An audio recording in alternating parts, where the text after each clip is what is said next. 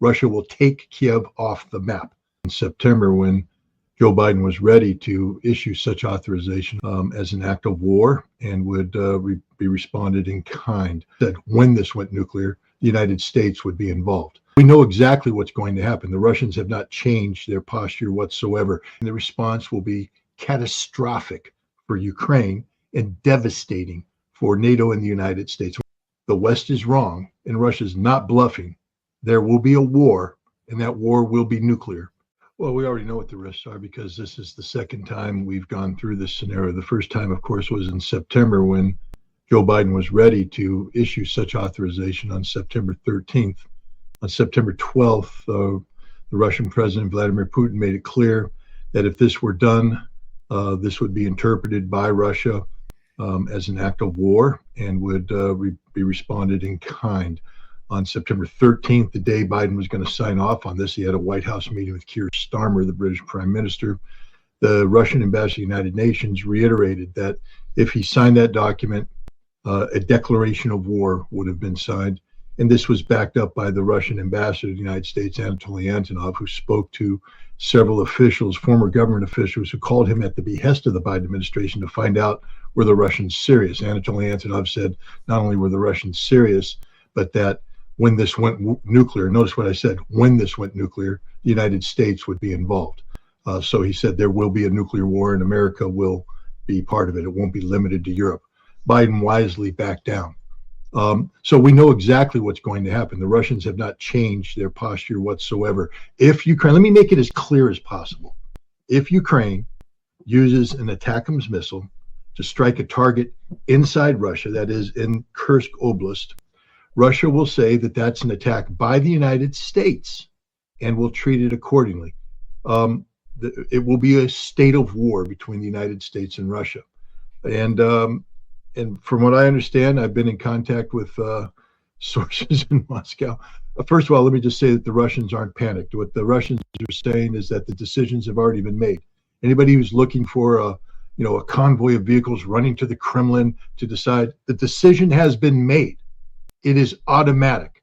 The moment the ATACMS is used, Russia will respond, and the response will be catastrophic for Ukraine and devastating for NATO and the United States. When I say catastrophic, Kiev will be destroyed. It won't be a nuclear weapon, but I've been told what the weapon probably will be, and it'll be a gigantic thermobaric bomb that will level downtown Kiev, killing everybody there.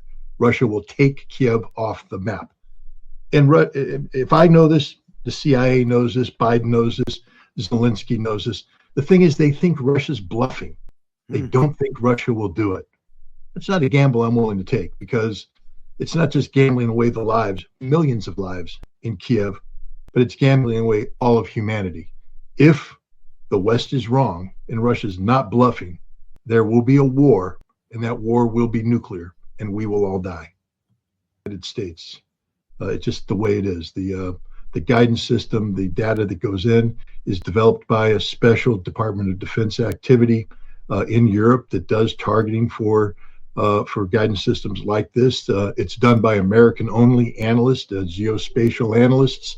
It is communicated from this site to a downlink station in Ukraine, manned by the United States.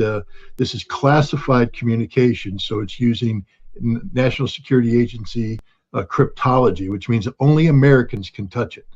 Ukrainians cannot touch it. The data is downloaded there, and then to load it up on the ATACMS, again, it is a link that involves cryptology. Only Americans can do it. So the mission is planned by the United States. The data is loaded into the missile, and when the button is fired to fire it, it's being, the Russians will say, fired by the United States against Russia, an act of war. The active duty military are the ones by the Ukrainians against targets in the Donbass. So let's be clear. The ATACMS is not a game changer. This isn't going to change anything. The Russians could easily absorb these attacks in Washington, but Russia is making the point that if these are used against Russia, this isn't Ukraine. They say Ukraine's already used it against us. We don't care. But if you use it against Russia, that's America attacking Russia, and that we cannot tolerate. And that's why they're doing this. But the ATACMS missile has already been used. There's already Americans on the ground. I think what Biden has signed off on is to deal with equipment and to deal with F-16s and things of that nature, where right now the maintenance is done outside of Ukraine. This is to get the maintenance in, because if you don't get the maintenance on the ground in Ukraine, the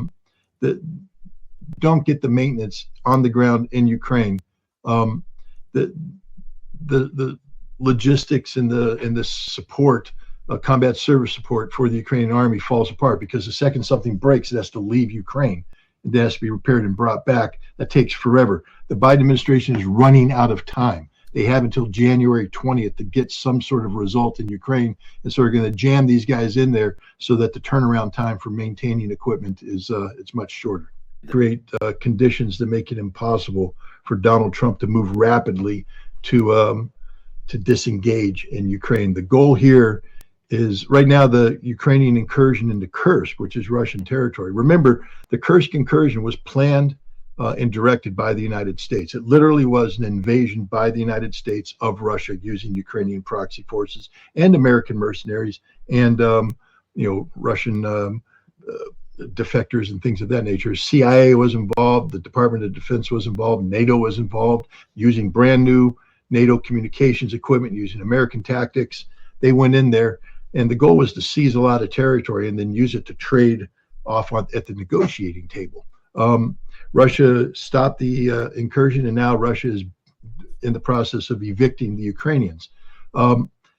If the Ukrainians are out of Kursk by January 20th, they've lost a huge negotiating chip when it comes to a Trump administration. And so the goal here is to enable Ukraine to use ATACMS missile only in Kursk, only against the Russians that are in the process of evicting Ukrainians, in an effort to forestall a Russian victory up until January 20th, and thereby complicate where the Russians have tried to educate the United States.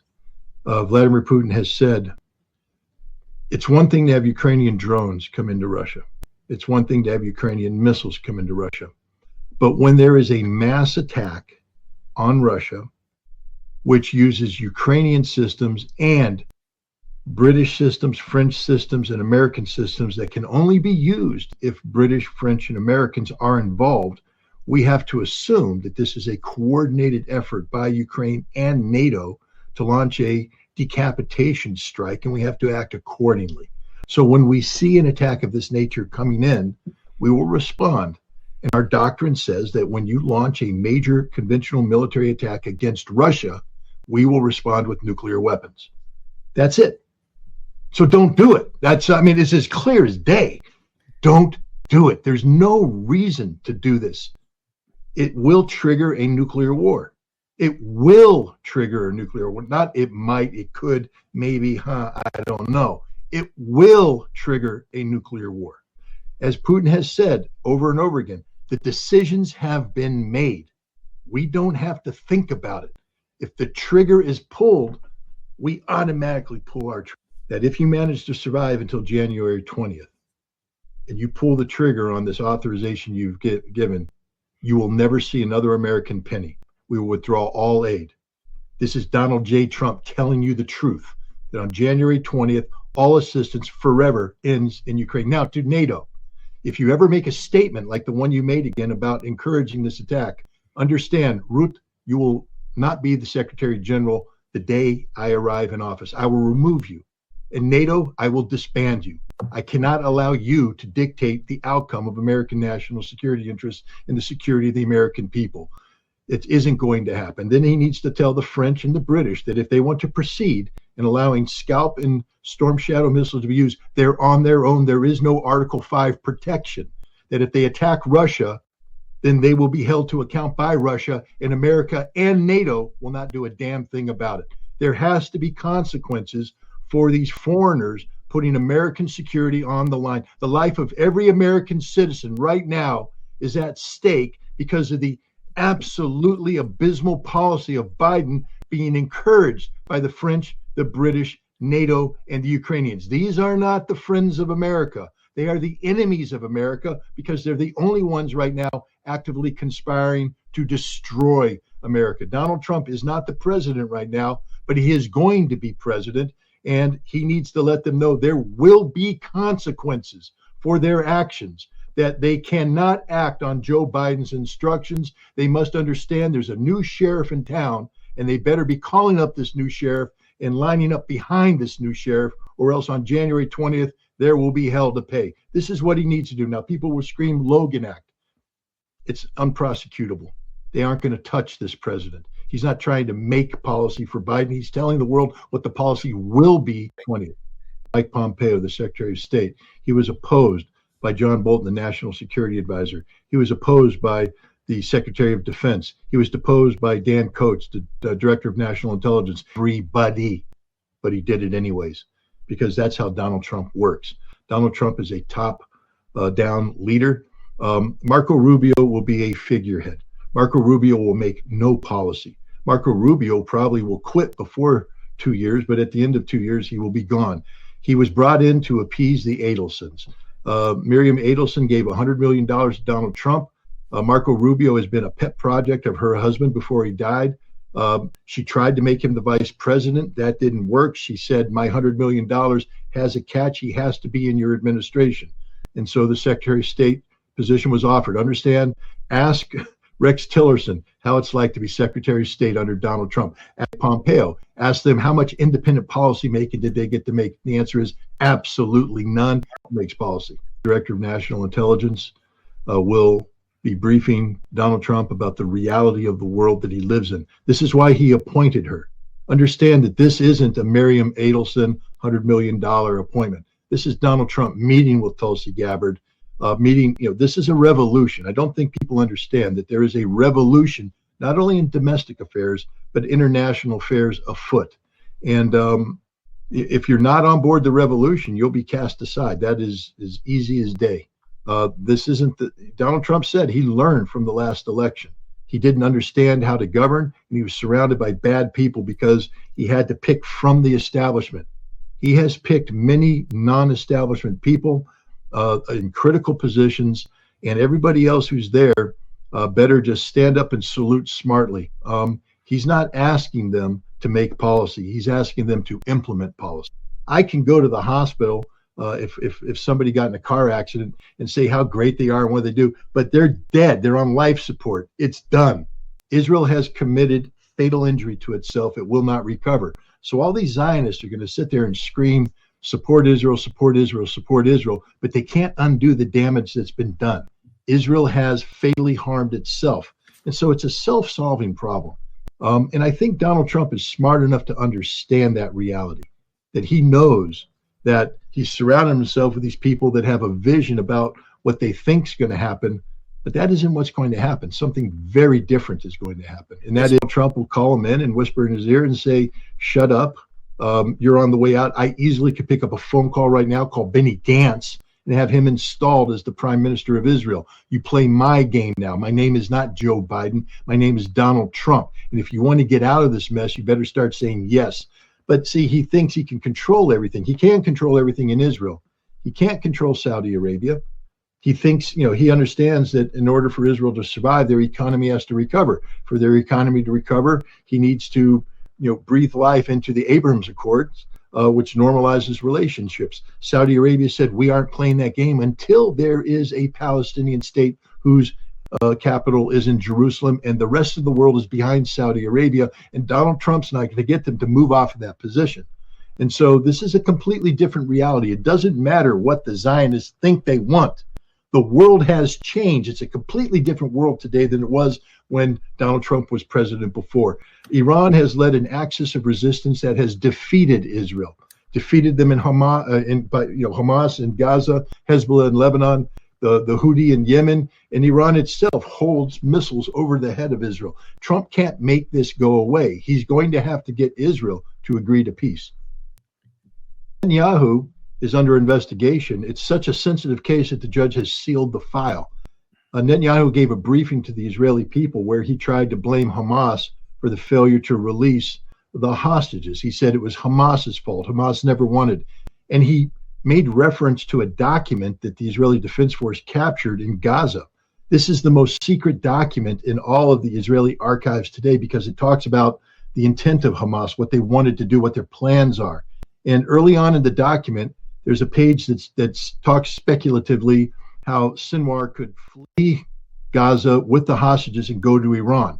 And he quoted this. That document's so sensitive, it's not supposed to be acknowledged. He not only quoted from it, he went in and illegally accessed it. So he's already in a lot of trouble for that. He's not the president of the United States. He doesn't control these things. The Israeli intelligence does, and he has broken the law. Two, he lied.